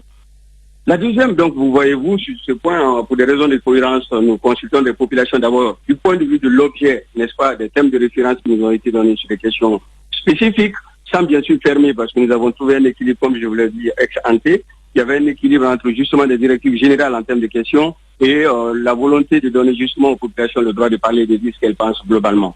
Le deuxième aspect de votre question qui me semble le plus intéressant, c'est qu'en réalité, si nous sommes venus à l'intérieur, on n'est pas juste là aujourd'hui et c'est terminé. On continuera à exercer de facto notre fonction parlementaire, même si on n'est pas élu. Et à ce titre, pour ma part précisément, j'ai remarqué, ceci a été partagé par mes collègues, que nous avons profité pour constater des problèmes plus globaux, plus structurels, qui méritent d'être pris en compte dans le cadre de l'exercice justement, notamment sur le fondement de l'article 57 de la charte de la transition, dans le cadre du contrôle de l'action gouvernementale. Moi, j'ai par exemple déjà un ensemble de considérations sur la crise de la déconcentration et de la décentralisation, l'enclavement absolument inimaginable de Tougué et de Koudia, le problème des projets miniers ici qui n'ont jamais vraiment eu lieu alors qu'ils ont d'excellents potentiels justement miniers. Voyez-vous qu'il y a donc un ensemble de considérations. Pour répondre à votre question, je termine sur ce point. Il y a un aspect conjoncturel, c'est la mission spécifique, et un aspect structurel, c'est l'exercice justement de la mission de membre du CNT qui implique le contrôle de l'action gouvernementale en vue de propulser. C'est un projet que nous avons pu voir. Et je termine sur ce point en guise d'illustration, Madame Bangoura. Est-ce que vous savez que nous avons pu remarquer effectivement que la prime d'un préfet, je ne vais pas dire le nom des villes, mais des villes que nous avons visitées, c'est 275 000 francs guinéens. 275 000 francs guinéens prime d'un préfet, 150 000 francs prime d'un maire, 250 000 primes d'un... qu'est-ce qui résulte justement de ces primes? Il me semble qu'il résulte de ces primes, déjà que c'est la crise justement du système de la déconcentration et la remise en cause de l'autorité de l'État. Deuxièmement, c'est qu'on réhabilite dans un État, dans une préfecture qui est économiquement riche, lorsqu'on prévoit une prime de 250 000, eh bien on dit simplement au préfet de se débrouiller par des moyens illicites, me semble-t-il. Parfait. En tout cas, beaucoup de choses à découvrir avec ce parcours. Mon cher Diba, on enchaîne avec vous. Alors Jean-Paul, réforme politique, puisque ça conditionne beaucoup les choses. En Afrique, si vous regardez les constitutions, l'exécutif a un pouvoir trop plein, c'est un pouvoir exorbitant. Est-ce que cette question aussi a été posée? De quel type de régime voulons-nous aujourd'hui? Parce que si vous regardez un peu ce qui m'amène à parler de l'hyper-présidence pour les chefs d'État, ils sont capables, ils font tout. La seule chose qu'ils ne font pas en Afrique, c'est de transformer un homme en une femme. Sinon, ils ont tous les pouvoirs qu'ils ont. Est-ce que le débat a été porté sur, est-ce qu'un régime parlementaire, nous voulons aujourd'hui pour la Guinée, ou tout simplement rester dans le système classique? Ça, c'est la première question. La deuxième, toujours sur les réformes politiques, c'est le multipartisme intégral que nous avons embrassé et qui a eu des conséquences incalculables puisque ne tenant pas compte de nos réalités sociologiques. Est-ce que ce débat aussi a été porté devant les citoyens? Est-ce un bipartisme tempéré nous voulons ou aller tout simplement avec le multipartisme intégral? Diba, il a toujours deux questions. Allez-y Jean-Paul.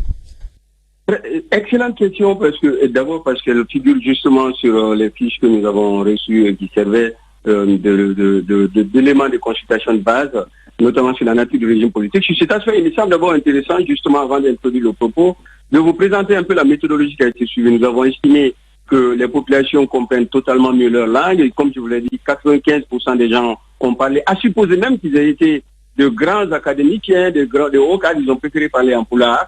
Donc il y a une explication préalable des questions en poulard, notamment sur ces questions de caractère relativement technique, le régime politique, système politique, notamment du point de vue du bipartisme et du multipartisme. Nous avons fait une explication juridique d'abord en poulard pour planter le décor, notamment pour ceux qui ne pouvaient pas raisonnablement comprendre un peu le sens général des sujets.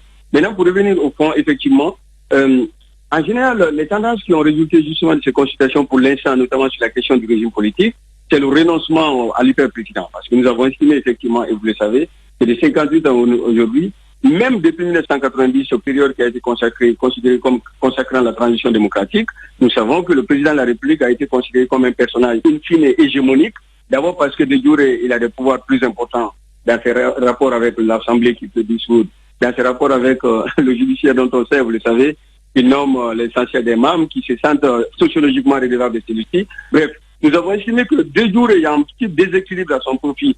De facto, l'esprit du chef, la culture du chef chez nous, les Africains, fait que le cumul des considérations juridiques plus celle des considérations de fait ont, in fine, érigé le président de la République en un personnage hégémonique. Conséquence, désintégration des contre-pouvoirs. Et on sait d'ailleurs sur ce point que depuis le début du 19e siècle, il a été considéré notamment par la doctrine publiciste occidentale que la séparation des pouvoirs est en crise. Pourquoi? Eh bien parce qu'aujourd'hui, l'essentiel des États au monde ont ceci de particulier que le président de la République et la majorité à l'Assemblée nationale viennent du même parti politique. Il en résulte que l'Assemblée ne peut pas être considérée comme un rempart au déboire éventuel n'est-ce pas, du président de la République. Or, vous savez, avec Montesquieu, que il a dit une expérience éternelle, que tout homme qui est au pouvoir est porté à en abuser, mais plus qu'il ne puisse pas abuser du pouvoir, il faut que par la disposition des personnes de pouvoir arrête le pouvoir. Il résulte de ces considérations qu'aujourd'hui, et je le dis, je termine sur ce point, que les gens ont préféré justement un système d'équilibre des pouvoirs avec une interaction fonctionnelle, c'est-à-dire un système qui s'apparentera à une forme de régime parlementaire ou un régime semi-parlementaire, on verra quel est le modèle.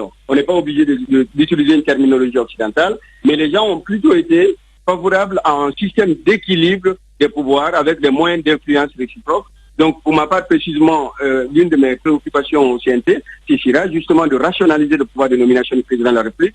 Ce sera notamment de faire en sorte justement que le président de la République n'ait pas un pouvoir de vie et de mort sur l'Assemblée nationale. Et ceci passe justement par la rationalisation de ce pouvoir de nomination, par le réexamen des modalités de la dissolution, à supposer même qu'on la prévoit, et par un ensemble de considérations. Et sur le bipartisme, évidemment, M. Milimouno, vous avez bien placé le décor. Le choix évident fait par l'essentiel des consultations, en tout cas des 98% des cas, les gens ont été vraiment défavorables justement au multipartisme intégral tel qu'on le vit aujourd'hui. Jean-Paul Coutabedno sur quelques petites retombées de cette mission. Il nous citait Montesquieu, l'esprit des lois. On y va avec vous, mon cher Caps. Alors, monsieur Jean-Paul Coutabedno, maintenant, moi, je veux plus m'intéresser un petit peu à la méthodologie. Les types d'entretien qui sont en train d'être faits, c'est les entretiens collectifs et des entretiens au niveau individuel. Mais j'aimerais bien savoir sur les fiches d'enquête, parce que quelque part, ce qui est recherché, c'est que la population puisse dire librement ce que la population elle-même elle pense. Mais quand on prend une fiche d'enquête individuelle, on retrouve le nom de la personne qui est enquêtée, son contact, ses informations. Est-ce que cette identification-là permettra par exemple à la personne d'être libre et de pouvoir partager tout ce dont elle pense? Ça, c'est ma première question. La deuxième, c'était de savoir, en tant que conseiller, est-ce que il n'aurait pas, l'autre démarche n'aurait pas permis, par exemple, à ce que les étudiants de l'université qui font sociologie à l'université de Sophonia, par exemple, de Sciences Po, etc., que ces étudiants puissent être utilisés pour de telles enquêtes, parce que derrière ça leur fait gagner non seulement en expérience, mais au-delà de ça, ils deviennent utiles pour la nation, et ces commissions qui recevront pourraient permettre de pouvoir améliorer les conditions de vie des étudiants de ces différents départements. Moi, je suis très heureux que vous posiez cette question, puisque dans l'argumentaire que j'avais présenté au CNT, initialement défavorable justement à l'idée de consultation, même si j'ai identifié, j'ai un peu réexaminé en allant plus loin pour déterminer un peu l'opportunité peut-être d'y aller finalement. J'avais évoqué justement l'argument des sociologues. Du coup, sur ce point, je suis vraiment heureux que vous me réhabilitiez sur cet argument. Et voilà, ce que moi je peux vous dire, c'est qu'en vérité, étant entendu que nous sommes une assemblée parlementaire ou à vocation parlementaire, ça c'est une suggestion très pertinente qu'on va essayer d'intégrer notamment dans d'autres projets, même si moi j'ai pas de pouvoir décisionnel, mais on remontera pour évidemment, même si c'est pas pour leur confier de manière exclusive, mais c'est faire accompagner effectivement par ces genres d'étudiants, évidemment, parce que je suis totalement d'accord avec ce que vous dites, d'autant que je l'avais déjà dit justement dès la première séance à l'Assemblée. D'accord. Maintenant, pour revenir à votre question initiale... Sur les fiches anonymes qui ne sont pas vraiment anonymes. Hein. Pardon? Sur les fiches qui ne sont pas anonymes. Hein. Exactement. Je reviens sur cette question sur les... Nous sommes quand même un pays, même s'il y a des principes généraux sur la conduite des enquêtes, moi je ne suis pas sociologue, mais voyez-vous, nous sommes dans un contexte spécifique. Nous avons été, comment moi j'explique justement l'identification explicite. D'abord, premier aspect, c'est qu'en réalité, il y a eu des consultations groupées. La plus grande masse de populations consultées, c'était des gens, les gens que vous appelez les vrais gens, dans votre jargon, les grandes gueules. Les gens qui ont quitté les zones rurales, qui étaient regroupés, qui parlaient en poulard, mais qui disaient concrètement tout ce qui passait. Par la technique du focus group, on a lu ça dans la note technique. Très bien. Voyez-vous, donc ça, c'était déjà le premier aspect qui tempère un peu l'esprit de la question que vous posez. Deuxième aspect sur les fiches. Nous avons identifié des personnes que nous avons qualifiées de personnes ressources. Des gens qui, après les consultations groupées, ont été considérés comme très techniques sur certaines questions, des retraités qui avaient des perceptions absolument pointues sur certains sujets. Et donc, ces gens ont été... la question, c'est pourquoi, en fait, leur identification. Eh bien, vous et nous tous savons que nous sommes dans un pays où on est capable de dire, au retour... Moi, je suis désolé de parler de politique, je suis devenu finalement à la frontière de la politique, mais vous comprenez bien le contexte.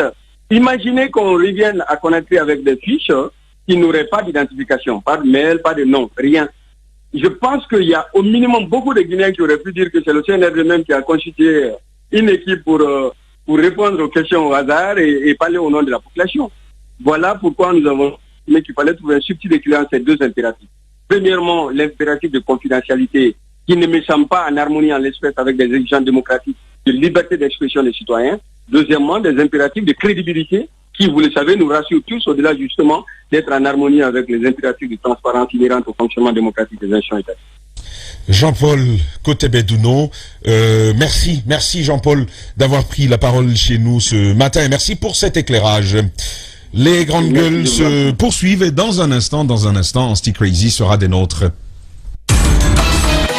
Les grandes gueules sur Espace, c'est la représentativité de la diversité de la société guinéenne. Ils n'ont jamais peur de défendre leurs idées. Entre débats animés, accrochages et éclats de rire, 2 heures de talk show pour parler, décrypter et débattre de l'actualité et des véritables préoccupations des Guinéens. De 9h à 11h sur Radio Espace et en simultané sur Espace TV.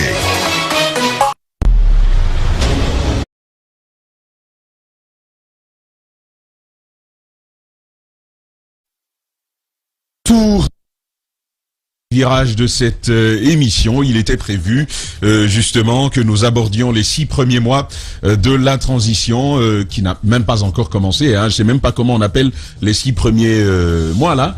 Ça c'est l'avant-transition. Voilà donc.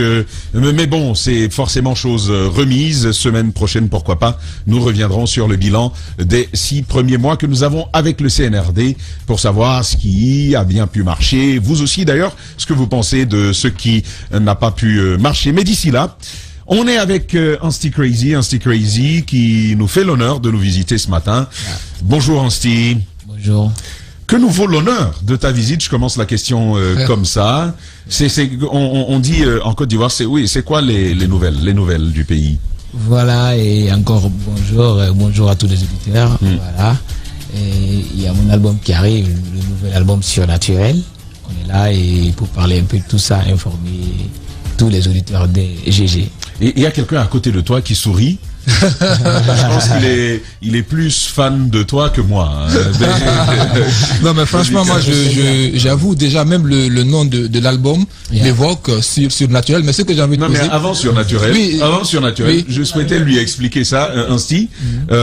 Tu sais, à la fête des femmes au Palais du Peuple, 8 mars. Et puis il y avait ta musique. Arounina n'a problème. Tu te rappelles? Tu connais le truc. Très bien. Et puis ça a coïncidé au moment où Alpha Condé entrait dans la salle. Et puis la musique disait Arounina n'a problème. Et justement ma question Ansti, c'est justement à ce niveau-là. C'est au niveau créativité. On sent qu'Ansti est très créatif. D'où est-ce que tu tires ton inspiration? Parce que toujours c'est des nouveautés au niveau en matière de danse, les concepts qui sont là. D'où est-ce que tu tires la créativité? Voilà, d'abord je suis un artiste, il faut le reconnaître, un artiste c'est celui qui donne son mot à la nature, c'est un créateur, voilà. Donc on peut être chanteur, mais on ne peut pas être artiste si on ne crée pas, voilà. C'est pourquoi d'abord moi je me dis, si je suis artiste, il faut que je crée, il faut que je reste dans cette logique, donc c'est pourquoi Ansti Crazy et je ne faillis pas à la loi en fait. Je suis artiste, je suis créateur. D'accord. Et pour les inspirations aussi, je ne vais pas loin pour inspirer. J'aime tout de suite là chanter ce que les gens veulent écouter. C'est que ce dont les gens souffrent, tout de suite Ansti Crazy chante ça, mais dans un style un peu comique, parce qu'il ne faut pas être trop sérieux. Ça j'ai remarqué. Et c'est très beau, comme Pélanguenira. le truc là. Et puis bon, enfin. Vas-y. Donc la question c'est, moi je l'ai connu quand il était. C'est quoi ton problème? Je l'ai connu quand il était danseur, quand il était, je crois, intouchable. Voilà, donc c'est un bon danseur.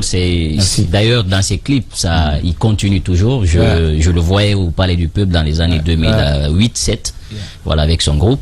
Et donc Ansti, le titre Surnaturel. Pourquoi ce titre surnaturel? Et ce qu'il faut aussi rajouter, aujourd'hui on parle des institutions qui opèrent en Guinée, beaucoup vont vers ta musique parce que tu arrives à allier deux choses, l'aspect ludique mais aussi la sensibilisation. Comment tu arrives à faire ce jumelage pour essayer de contrebattre un peu ce que les autres font? Voilà, et tout de suite là je le disais, Anstiklusi c'est un artiste, voilà, un artiste c'est celui qui donne son mot à la nature, c'est un créateur. Voilà, de là-bas, surnaturel aujourd'hui, il faut le reconnaître, quelqu'un qui donne son mot à la nature, quelque chose qui n'a jamais apparu dans la nature.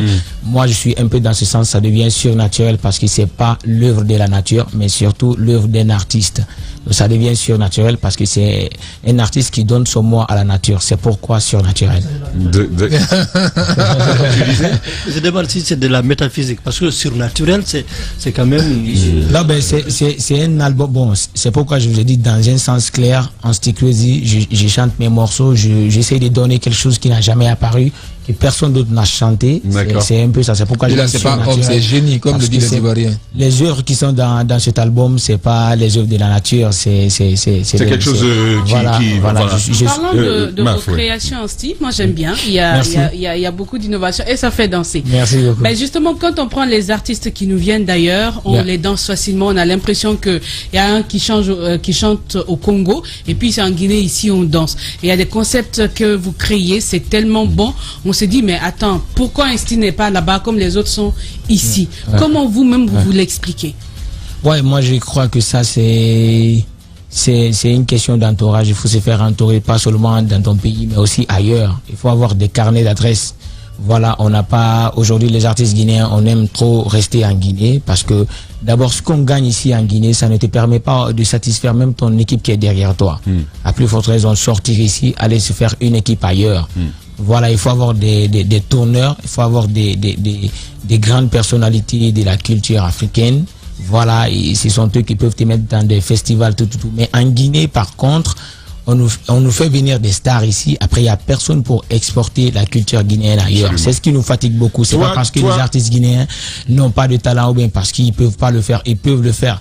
Mais c'est parce qu'aujourd'hui, on n'a personne pour exporter la culture. Nous sommes des artistes. L'artiste, lui seul, il peut rien, en fait.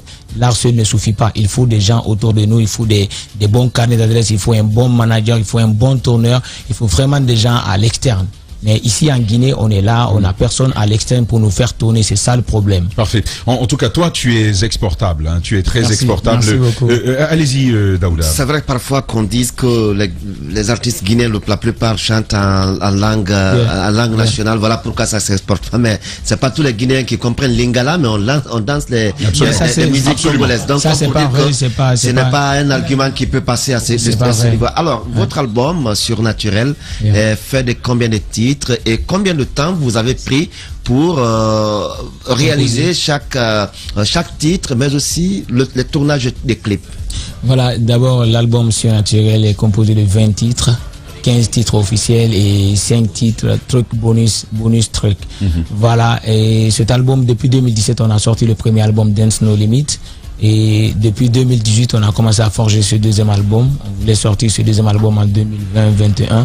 Après, ça a coïncidé à l'arrivée de la Covid. On s'est dit tout de suite d'attendre parce que nous, pour organiser une dédicace, il faut s'attendre à 25 000, 30 000, 40 000 personnes. Donc, ils ont interdit les regroupements, tout. On s'est dit de reculer, voir exactement quelles sont les mesures possibles pour faire sortir un album. Donc, c'est pourquoi aujourd'hui on est venu parce qu'on sait vraiment et c'est le moment. L'album a 20 titres et avec des trucs bonus, comme vous le dites. Mais combien de morceaux avez-vous en clip et les réalisations des clips ont été effectuées en Guinée, en Côte d'Ivoire, où exactement et comment vous avez réussi tout cela? Voilà, l'album, déjà, on a enregistré l'album en Europe, un peu partout en Afrique aussi, voilà. Mais bon, les clips, on a des clips, mais bon, on dit à la sortie d'un album, la promo c'est avant, pendant et après. Donc tu veux pas sortir tous les clips avant. Donc pendant, on a sorti avant, on avait sorti un premier clip. Pendant, on a sorti le clip de Niamey et moi. Et après, maintenant, on doit continuer la promo parce qu'il y a le clip de Inos et Anstiklusi qui reste tout ça. Et l'enregistrement avec Inos aussi, on l'a fait en Côte d'Ivoire. On a beaucoup bougé. Ça fait 3 ans, on est en train. Donc, et moi, la petite blague.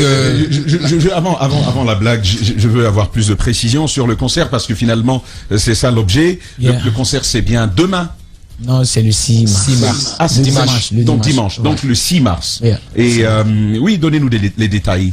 Voilà, c'est le 6 mars déjà et la rentrée c'est 30 000 francs. Donc ce qu'on peut dire, c'est, je sais déjà que bon, beaucoup de personnes peut-être le savent. Et on a fait des panneaux, tout. Les gens sont informés, mais bon, il faut encore mettre... il faut donner des précisions. C'est le 6 mars au stade général Lansana Conté de Ndongo à partir des 14h. La rentrée est fixée à 30 000 francs. 30 000 francs, il n'y a pas 15 000, il n'y a pas 50 000. Entrée unique, 30 000 francs. Voilà, donc moi je parlais de la blague rapidement. Asti Crazy est vu comme un Congolais, souvent traité de Congolais au lieu d'être guinéen. Mais moi j'aime savoir ça, c'est le deuxième album. Ça se caractérise par quoi? L'expérience au regard du premier album, ou bien c'est les grandes collaborations sur l'album. C'est quoi la maturité qui est derrière aujourd'hui avec ce deuxième album? Voilà, et ce deuxième album, il faut le reconnaître, on l'a enregistré dans des grands studios là-bas. Quand tu n'as pas d'abord du talent, tu n'enregistres pas là-bas. Donc je crois, et on a maintenant de l'expérience, il faut le reconnaître, parce que le premier album on l'a fait ici en Guinée, mais cette fois-ci on s'est dit de quitter la Guinée aussi, aller ailleurs, voir exactement comment les autres font, parce que je connais beaucoup d'artistes internationaux, comment ils enregistrent, où ils enregistrent. On est allé là-bas pour voir réellement si Asti Crazy est vraiment prêt. On est allé là-bas, on a eu que des appréciations, tout. Et puis l'album, ça n'a rien à voir avec l'ancien album. Parce que déjà, l'ancien album, c'était d'abord 18 titres. Cette fois-ci, on est venu avec 20 titres. De là-bas, il y a des artistes qui sont dans l'album. Si tu n'as pas du talent, non, le featuring, il y a quelle coopération à l'intérieur? Inosbi, à Salatial du Cameroun. Voilà, de là-bas, j'ai essayé d'équilibrer. Il y a Singleton sur l'album. Il y a un titre qui a attiré mon attention. Beaucoup s'attendaient à ce titre qui est finalement sorti après Pause, qui est le premier titre qui est sorti. C'est 10 Naifari avec Ibro Niamé. Voilà, 10 Naifari, tu as dit ça dans le dos. Voilà. Donc, alors, avec Ibro Niamé, beaucoup parlaient de votre relation et de collaboration. Titre, quand on l'écoute, on parle même au-delà de la musique. L'enregistrement s'est fait comment et quel est le message que vous avez voulu envoyer à ceux-là qui parlent à un moment donné? Voilà, déjà le son, on l'a enregistré chez moi à la maison. Voilà, j'ai mon studio à la maison, tout. J'ai fait appel, quand j'ai inspiré le son directement, j'ai fait appel à mon ingénieur de son. Il est venu tout de suite, j'ai commencé à faire les top lines. Quand j'ai fini de faire les top lines, après j'ai appelé mon équipe. J'ai dit j'ai fait un son ici mais qui n'est pas de ma ligne, tu vois. Après ils sont venus, ils ont écouté le son. Tout de suite ils m'ont dit, Asti, le son là avec Niamé, ça va prendre tout de suite. Il faut appeler Niamé, vous allez faire le son. Directement, Niamé, je l'ai appelé, elle est venue. On a fait le son. Après, mon ingénieur, il a fini de tout faire. Mais 10 parce que c'est un numéro titulaire.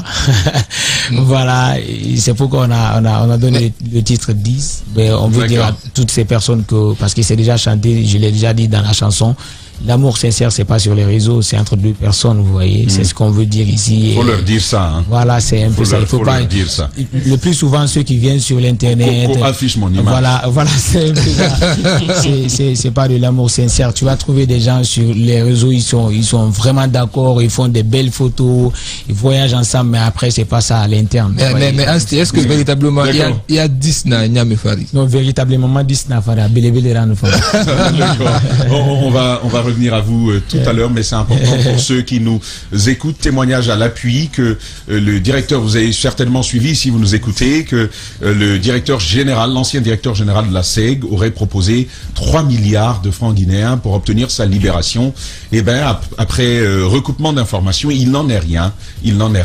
C'était une erreur que d'avoir affirmé cela tout simplement. Je répète, bien entendu, témoignage à l'appui. Ainsi, nous arrivons à la fin de cet échange merveilleux avec vous. Et puis, Maf a dit qu'il faut, et je vais vous lire, hein, je ne mens pas. Les gars, vous voyez, je ne mens pas souvent. Souvent, je ne mens pas. Souvent, oui, souvent, je ne mens pas. Et je fais de la rétention de vérité. Bon, après, Maf a dit, faudra le faire chanter, s'il te plaît. Et elle a mis le dessin des deux mains. Et je lui demande quel titre. Elle dit quel titre? Elle dit sa tête le problème, Arunina n'a problème. Ou Toko, hein, tu as un truc comme ça.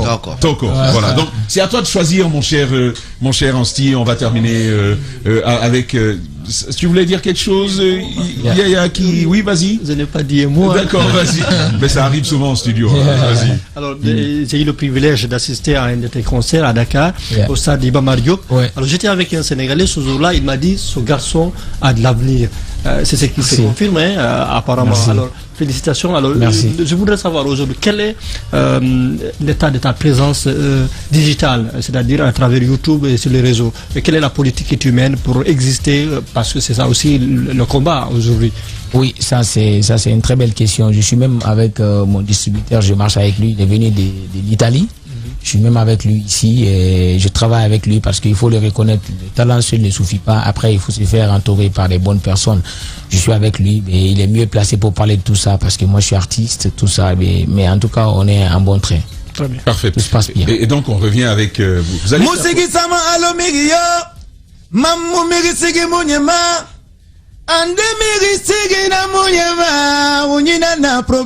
c'est sa tête. Et mou fata créer de.